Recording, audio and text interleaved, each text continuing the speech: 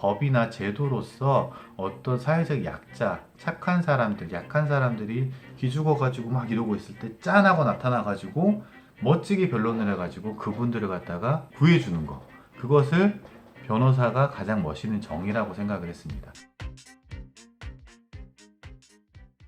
안녕하세요. 당신의 개인 변호사 박혜원입니다. 이번 영상의 주인은 이겁니다. 조금 옷도 편안하게 입고요. 제 개인적인 얘기를 드릴 텐데요. 굳이 시리즈로 만든다 그러면 이렇습니다. 변호사를 위한 변명 시리즈 1입니다. 변호사는 도대체 누구 편이냐? 나쁜 편이냐? 좋은 편이냐? 그 결론에 대해서 말씀드리겠습니다. 최근에 있었던 일인데요. 저희 아파트에서 위층에서 내려다보면은요, 공원이 하나 조그맣게 보입니다. 그 공원 앞에 경찰차가 삐용삐용 와가지고요, 어떤 분을 갖다가 이제 바닥에 눕혀놓고 체포를 해가는 과정들을 갖다가 저희 큰애하고 저희 안사람이 보고 있었습니다. 그러면서 큰애가 놀래가지고 엄마한테 저 무슨 일이야 그랬더니 저희 안사람이 뭐라고 했냐면요, 어떤 나쁜 사람이 있어가지고 경찰이 그 나쁜 사람 잡아가는 거야 라고 말을 했습니다. 그랬더니 저희 큰애가 이렇게 대답을 하더라고요. 그러면 그 나쁜 사람을 구하러 아빠 같은 사람이 들어가는 거야? 출동하는 거야? 라고 말을 하더라고요. 그걸 보면서 허허 하고 제가 웃으면서 그런 생각이 들었습니다. 혹시 로봇과 폴리 아세요? 아이들한테는 그게 굉장히 큰 영향을 미치겠죠? 경찰이라는 조직 자체가 정의의 사도여야 합니다. 민중의 지팡이여야 하고요. 그렇기 때문에 그분들이 하는 행동들에 대해 갖고는 일반적으로 신뢰감을 가져야 되는 것들이 맞죠. 근데 제가 하는 직업 자체는 대부분의 경우에는 경찰분들이 잡아가신 그분들을 편들어주는 거거든요. 그런데 누가 보더라도 그 나쁜 사람들을 변호하는 것들이 과연 변호사로서의 본질적인 책무인가?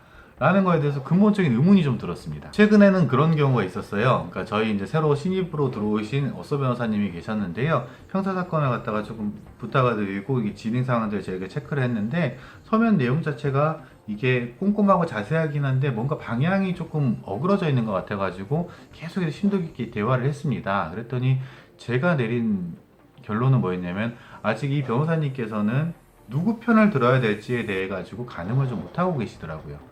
그래서 제가 그분에게 약간 강요 아닌 강요로 이렇게 말씀을 드렸습니다. 그냥 포스트잇 같은 데 딱 써놓으시라고, 땡땡땡 씨는 진리다 라고 쓰라고 했거든요. 그 이유가 뭔지 아십니까?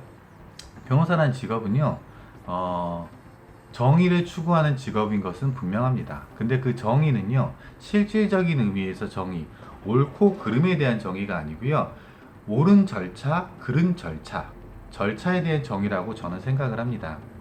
저는 어렸을 때 고등학교 다닐 때는 정의관념이 굉장히 투철했고, 그래서 경찰대를 지원했습니다. 물론 떨어졌습니다.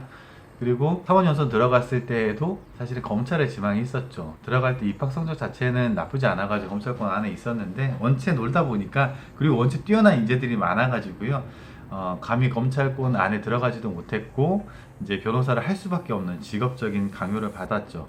처음에는 좀 갈등이 좀 있었습니다. 제가 생각하는 정의라는 것들이 과연 변호사로서의 정의는 어떤 걸까? 제가 떠올렸습니다. 훌륭한 변호사가 되기 위해서는 어떤 것을 해야 될까? 라는 생각. 여러분들은 어떠세요? 어떤 변호사가 훌륭하세요? 제가 생각하는 훌륭한 변호사의 이미지는 이랬습니다. 법이나 제도로서 어떤 사회적 약자, 착한 사람들, 약한 사람들이 기죽어가지고 막 이러고 있을 때 짠하고 나타나가지고 멋지게 변론을 해가지고 그분들을 갖다가 구해주는 거. 그것을 변호사가 가장 멋있는 정의라고 생각을 했습니다. 그것도 굉장히 훌륭한 정의라고 저는 믿고 그런 것들을 활동을 할 수 있기를 기대를 하고 있습니다. 그런데 실제로 변호사로서 한 10년 동안 생활하다 보니까요, 그런 케이스들은 극히 드뭅니다. 오히려 변호사의 정의는 어떤 정의가 되냐면요, 좋은 편을 들 거냐 나쁜 편을 들 거냐의 고민들이 아니고요, 내 편이, 내가 의뢰하고 있는 그분의 정의가 있는데 그 정의를 갖다가 이 형사사법제도 또는 민사사법제도 안에서 어떻게 풀어가지고 본인의 주장들을 할 수 있게끔 안내를 해주는 역할들. 물론 그렇다고 해도 그 결과가 중요하지 않은 건 아닙니다. 그래서 만약에 저희 의뢰인분께서 오셔가지고 어떤 이야기들을 계속 합니다. A라는 주장을 하는데 도저히 A라는 주장 자체가 성립 자체도 안 되고 증거도 안 됩니다.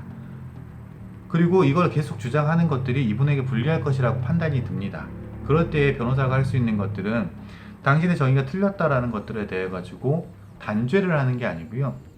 이 시스템 안에서는 그 정의가 실현되기 어렵고 가장 유리한 방향은 이런 방향이라고 저는 생각합니다라고 의견을 말씀을 드립니다.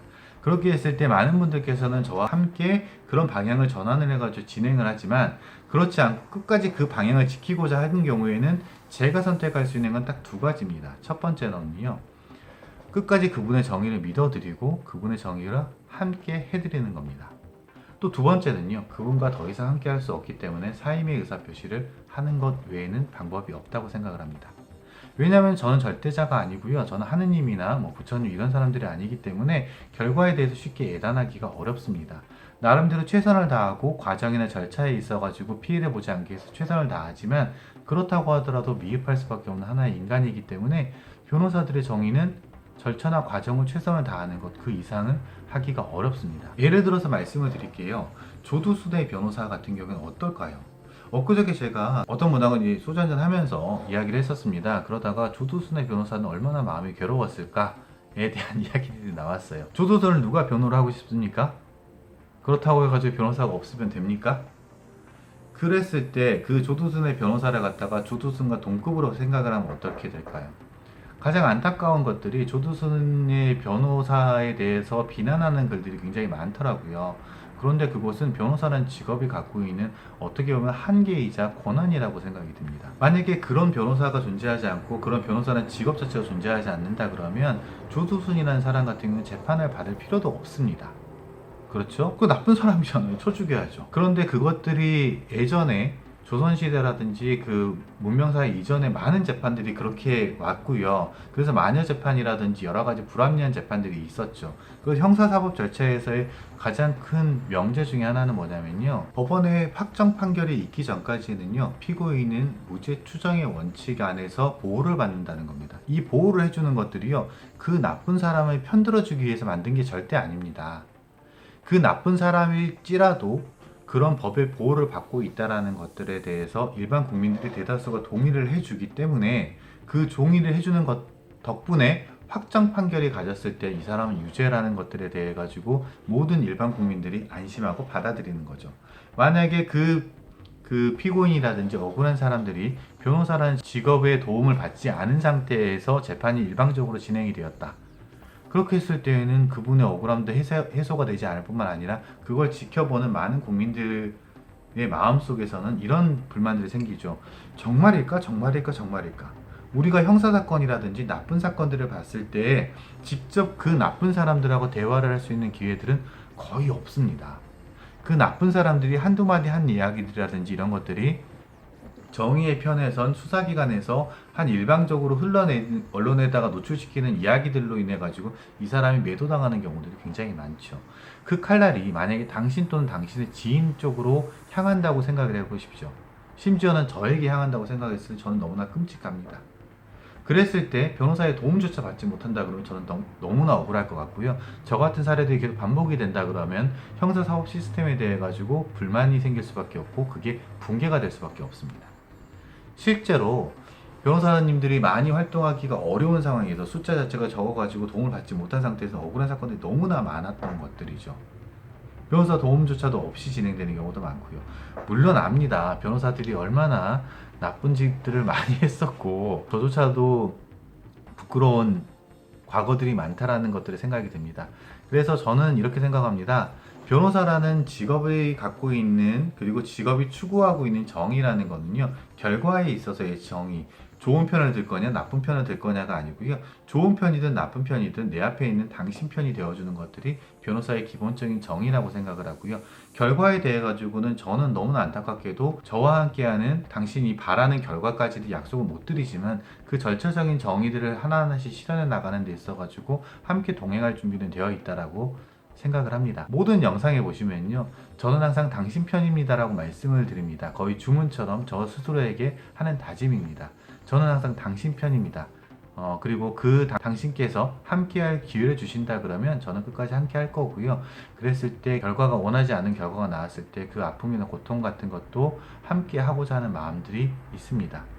그렇지만은 안타깝게도 결과를 겪고 장담을 해드릴 수 없다라는 현실의 한계에 항상 부딪히는 고민하고 있는 변호사입니다. 모든 변호사님이 저와 같은 생각을 하시진 않고 다른 쪽으로 생각을 하시겠지만 변호사에 대해 가지고 안 좋은 생각들을 많이 갖고 계신 분들을 위해 가지고 이 영상을 찍었습니다.